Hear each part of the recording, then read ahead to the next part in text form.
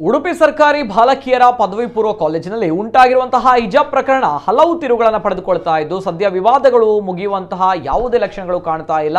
ಮಾತ್ರವಲ್ಲ, ಕಾಲೇಜು ಆಡಳಿತ ಮಂಡಳಿ ಶಿಕ್ಷಣ ಇಲಾಖೆಯ ಆದೇಶಗಳನ್ನು ಧಿಕ್ಕರಿಸಿ ಹಿಜಾಬ್ ಧರಿಸಿಕೊಂಡು 6 ಮಂದಿ ವಿದ್ಯಾರ್ಥಿನಿಯರು ತರಗತಿಗೆ ಆಗಮಿಸ್ತಾ ಇದ್ದಾರೆ.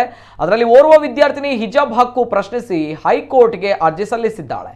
ಇತ್ತ ವಿವಿಧ ಮುಸ್ಲಿಂ ಹಾಗೂ ಹಿಂದೂ ಪರ ಸಂಘಟನೆಗಳು ಕಾಲೇಜಿಗೆ ಭೇಟಿ ನೀಡಿ ದಿನಕ್ಕೊಂದು ಹೇಳಿಕೆ ನೀಡ್ತಾ ಇದ್ದಾರೆ. ಈ ಸುದ್ದಿ ಮಾಧ್ಯಮಗಳಲ್ಲಿ ಪ್ರಸಾರವಾಗ್ತಾ ಇದ್ದು ಪ್ರಸ್ತುತ ಬೆಳವಣಿಗೆಗಳಿಂದ ರೋಸಿ ಹೋಗಿರುವಂತಹ ವಿದ್ಯಾರ್ಥಿಗಳು ಇಂದು ಅಪರ ಜಿಲ್ಲಾಧಿಕಾರಿಗಳಾದ ಸದಾಶಿವ ಅವರನ್ನ ಭೇಟಿ ಮಾಡಿ ಸೂಕ್ತ ಕಾನೂನು ಕ್ರಮ ಕೈಗೊಳ್ಳುವಂತೆ ಮನವಿ ಮಾಡಿದ್ದಾರೆ. ಬಳಿಕ ಮಾಧ್ಯಮಗಳೊಂದಿಗೆ ಮಾತನಾಡಿದ ವಿದ್ಯಾರ್ಥಿಗಳು, ನಮ್ಮ ಕಾಲೇಜಿಗೆ ಹಲವಾರು ದಶಕಗಳ ಇತಿಹಾಸವಿದೆ. ಹಿಜಾಬ್ ಪ್ರಕರಣದಿಂದಾಗಿ ನಮ್ಮ ಕಾಲೇಜಿನ ಶೈಕ್ಷಣಿಕ ವಾತಾವರಣ ಹದಗೆಟ್ಟಿದೆ. ಕೇವಲ 6 ವಿದ್ಯಾರ್ಥಿನಿಯರಿಂದ 600 ಮಕ್ಕಳ ಭವಿಷ್ಯ ಹಾಳಾಗ್ತಾ ಇದೆ. ಶಾಲೆಯ ಆವರಣಕ್ಕೆ ನಿತ್ಯವೂ ಕೂಡ ಪೊಲೀಸರು ಮತ್ತು ಮಾಧ್ಯಮದವರು ಬರ್ತಾ ಇದ್ದಾರೆ. ಇಲ್ಲಿ ಯಾವುದೇ ರೀತಿಯ ತಾರತಮ್ಯ ಅನ್ಯಾಯಗಳು ನಡೀತಾ ಇಲ್ಲ. ಪರೀಕ್ಷಾ ಸಮಯದಲ್ಲಿ ಕಾಲೇಜಿನಲ್ಲಿ ಕಲಿಕೆಯ ಬದಲಾಗಿ ಗಲಾಟೆ ಆರಂಭವಾಗಿದೆ. ಹಿಜಾಬ್ ಪ್ರಕರಣದಲ್ಲಿ ಜಿಲ್ಲಾಡಳಿತ ಶೀಘ್ರವಾಗಿ ಮಧ್ಯ ಪ್ರವೇಶಿಸಿ ಪರಿಸ್ಥಿತಿಯನ್ನ ತಿಳಿಗೊಳಿಸಿ ಕಲಿಕೆಗೆ ಅವಕಾಶ ಮಾಡಿಕೊಡಬೇಕು ಎಂದಿದ್ದಾರೆ. ಈ ಕುರಿತಂತೆ ಕಾಲೇಜು ಅಭಿವೃದ್ಧಿ ಸಮಿತಿ ಉಪಾಧ್ಯಕ್ಷರು ಯಶ್ಪಾಲ್ ಸುವರ್ಣ ಅವರು ಮಾಧ್ಯಮಗಳ ಜೊತೆ ಮಾತನಾಡಿದ್ದು, ಸರ್ಕಾರಿ ಬಾಲಕಿಯ ಪದವಿ ಪೂರ್ವ ಕಾಲೇಜಿನ ಹಿಜಾಬ್ ಪ್ರಕರಣ ಸುಖಾಂತ್ಯಗೊಂಡು ಸದ್ಯದಲ್ಲೇ ವಿದ್ಯಾರ್ಥಿಗಳ ಕಲಿಕೆಗೆ ಪೂರಕವಾದ ವಾತಾವರಣ ನಿರ್ಮಾಣವಾಗಲಿದೆ ಎಂದಿದ್ದಾರೆ. ನಮ್ಮ ಎಜುಕೇಷನ್ಗೆ ತುಂಬ ತೊಂದರೆ ಆಗ್ತುಂಟು. ಈ 6 ವಿದ್ಯಾರ್ಥಿಗಳಿಂದ 600 ವಿದ್ಯಾರ್ಥಿಗಳ ಒಂದು ವಿದ್ಯಾಭ್ಯಾಸಕ್ಕೆ ತುಂಬ ಒಂದು ತೊಂದರೆ ಆಗ್ತುಂಟು. ಈ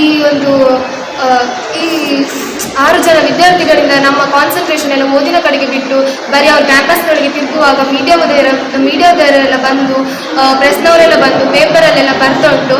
ನಮ್ಮ ಕಾಲೇಜು ತುಂಬ ಇತಿಹಾಸದಿಂದ ಇರತಕ್ಕಂತಹ ಕಾಲೇಜ್. ಇಲ್ಲಿ ಹಲವಾರು ವಿದ್ಯಾರ್ಥಿಗಳು ಓದಿ ತುಂಬ ದೊಡ್ಡ ಜನಗಳೆಲ್ಲ ಆಗಿದ್ದಾರೆ.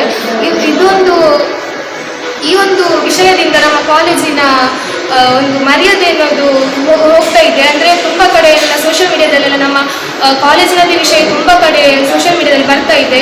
ನಮಗೆ ಅಂದರೆ ಇದರಿಂದ ನಮಗೆ ವಿದ್ಯಾಭ್ಯಾಸಕ್ಕೆ ಅಂದರೆ 2 ತಿಂಗಳಲ್ಲಿ ಪಬ್ಲಿಕ್ ಎಕ್ಸಾಮ್ ಇದೆ ಸರ್. ನಾವು ಕೂಡ ಓದಬೇಕು, ಅವರು ಕೂಡ ಓದಬೇಕು. ಅಂದರೆ 6 ವಿದ್ಯಾರ್ಥಿಗಳ ಬಗ್ಗೆ ಸೂಕ್ತ ಒಂದು ಕ್ರಮಗಳನ್ನು ತೆಗೆದುಕೊಂಡು ಈ ವಿವಾದವನ್ನು ಬಗೆಹರಿಸಬೇಕಂತ ನಿಮ್ಮನ್ನು ಕೇಳ್ಕೊಳ್ತೇನೆ. 2004ರಿಂದ ನಾವು ಕಾಲೇಜಿನಲ್ಲಿ ಯೂನಿಫಾರ್ಮ್ನ ಬಗ್ಗೆ ಒಂದು ನಿಯಮವನ್ನು ಮಾಡಿದ್ದೇವೆ. 85ರಲ್ಲಿ ಸ್ಥಾಪನೆಗೊಂಡ ಬಾಲಕಿಯರ ಪದವಿ ಕಾಲೇಜಿನಲ್ಲಿ ಈ ತನಕ ಯಾವುದೇ ರೀತಿಯ ಗೊಂದಲಗಳಿಲ್ಲ. ಒಂದಂದರೆ ಅದು ಮಹಿಳಾ ಕಾಲೇಜ್. ಸುಮಾರು 1,000 ಮಿಕ್ಕಿದ ವಿದ್ಯಾರ್ಥಿಗಳು ಪ್ರತಿ ವರ್ಷ ಅಲ್ಲಿ ಶಿಕ್ಷಣವನ್ನು ಪಡೀತಾರೆ. ಅದು ಕೂಡ ನಗರದ ಭಾಗದಲ್ಲಿದ್ದರೂ ಕೂಡ ಅಲ್ಲಿ ಬರುವ ವಿದ್ಯಾರ್ಥಿಗಳು ಗ್ರಾಮಾಂತರ ಭಾಗದವರು. ಆದರೆ ಇವತ್ತು 6 ವಿದ್ಯಾರ್ಥಿಗಳು ಯಾವ ರೀತಿ ಗೊಂದಲ ಸೃಷ್ಟಿ ಮಾಡಿದರೆ ನಾವು ಈಗಾಗಲೇ ಜನವರಿ 1 ತಾರೀಕಿಗೆ ಆ ಪೋಷಕರ ಸಭೆ ಕರೆದು ಅವರಿಗೆ ನಾವು ವಿನಂತಿ ಮಾಡಿದ್ದೇವೆ. ಏನಂದರೆ ಶಿಕ್ಷಣದಲ್ಲಿ ಸಂಸ್ಥೆಯಲ್ಲಿ ಯಾವುದೇ ರೀತಿಯ ಧಾರ್ಮಿಕ ಆಚರಣೆಗಳಿಗೆ ಅವಕಾಶಗಳಿಲ್ಲ. ಮತ್ತು ನಮ್ಮ ಉದ್ದೇಶ ಏನಂದರೆ ಯಾವುದೇ ವಿದ್ಯಾರ್ಥಿಗಳಿಗೆ ತಾರತಮ್ಯ ಆಗಿ, ಯಾಕಂದರೆ ಅದು ಸರ್ಕಾರಿ ಕಾಲೇಜ್ ಆಗಲಿಕ್ಕೆ ಹೋಗಿ ಬಡವರು ಇರ್ಬೋದು, ಮಧ್ಯಮ ವರ್ಗದವರು ಇರ್ಬೋದು, ಶ್ರೀಮಂತ ವರ್ಗದವರು ಇರ್ತಾರೆ. ನಾಳೆ ಬೇರೆ ಬೇರೆ ರೀತಿಯ ವಸ್ತ್ರ ಇದರಲ್ಲಿ ಅವರನ್ನು ಡಿಸ್ಕ್ರಿಮಿನೇಷನ್ ಮಾಡಿದಾಗ ಬಡ ವಿದ್ಯಾರ್ಥಿಗಳಿಗೆ ಅದರಲ್ಲಿ ತುಂಬ ಫೀಲಿಂಗ್ ಆಗೋ ದೃಷ್ಟಿಯಲ್ಲಿ ಯಾವುದೇ ರೀತಿಯ ಭೇದ ಭಾವ ಎಲ್ಲ ಸಮಾನತೆಯನ್ನು ಕಾಯ್ದುಬೇಕಾದ ಸೂಚನೆ ಕೊಟ್ಟಿದೆ. ಆದರೆ ಇವತ್ತು ಆ 6 ಜನ ವಿದ್ಯಾರ್ಥಿಗಳು ಬೇರೆ ಈ CFI ಇರ್ಬೋದು, PFI ಸಂಘಟನೆಯ ಕುಮ್ಮಕ್ಕಿನಿಂದ ಬೇರೆ ಬೇರೆ ರೀತಿಯ ವಿಚಾರಗಳನ್ನು ಅಲ್ಲಿ ತರುವ ಮೂಲಕ ಡೈವರ್ಟ್ ಮಾಡುವಂಥ ಕೆಲಸ ಮಾಡಿದ್ದಾರೆ. ಮೊದಲಿಗೆ ನಮಗೆ ಅಲ್ಲಿ ಹಿಜಾಬ್ಗೆ ಅವಕಾಶ ಕೊಡಬೇಕು, ಮತ್ತು ನಾವು ಮಹಿಳಾ ಕಾಲೇಜಿಗೆ ಕೇಳಿದೆ ಅಲ್ಲಿ ಪುರುಷರು ಪಾಠ ಮಾಡ್ತಾರೆ. ಇವತ್ತು ನಾವು ತಂದೆ ತಾಯಿಗೆ ಯಾವ ರೀತಿ ಗೌರವ ಕೊಡ್ತೇವೆ ಅದೇ ರೀತಿ ನಮಗೆ ವಿದ್ಯೆ ನೀಡುವ ಗುರುಗಳಿಗೆ ನಾವು ಗೌರವವನ್ನು ಕೊಡ್ತೇವೆ. ಆದರೆ ಇವತ್ತು ಅವರು ಉದ್ದೇಶಪೂರ್ವಕವಾಗಿ ಆ ವಿಚಾರವನ್ನು ಡೈವರ್ಟ್ ಮಾಡುವ ಉದ್ದೇಶದಿಂದ ಇವತ್ತಲ್ಲಿ ಪುರುಷರು ಗಂಡಸರು ನಮಗೆ ಟೀಚಿಂಗ್ ಮಾಡ್ತಾರೆ, ನಮಗೆ ಹೆದರಿಕೆ ಆಗ್ತದೆ. ಅದೃಷ್ಟಿಯಲ್ಲಿ ನಾವು ಈಗಾಗಲೇ ಅವರಿಗೆ ವಿನಂತಿ ಮಾಡಿದ್ದೇವೆ, ನಿಮ್ಮ ಹಿಜಾಬ್ನ ವಿಚಾರದಲ್ಲಿ ನಾವು ಯಾವತ್ತೂ ಕಾಂಪ್ರಮೈಸ್ ಮಾಡೋದಿಲ್ಲ. ಶಾಲೆಯ ಕಾಲೇಜಿನ ಶಿಸ್ತಿನ ವಿಚಾರದಲ್ಲಿ ಯಾವ ರೀತಿ ನಿಯಮಗಳುಂಟು ಆ ನಿಯಮ ನೀವು ಪಾಲನೆ ಮಾಡಬೇಕು. ಇಲ್ಲದಿದ್ದಲ್ಲಿ ನಿಮಗೆ ಅವಕಾಶಗಳನ್ನು ಕೊಡೋದಿಲ್ಲ.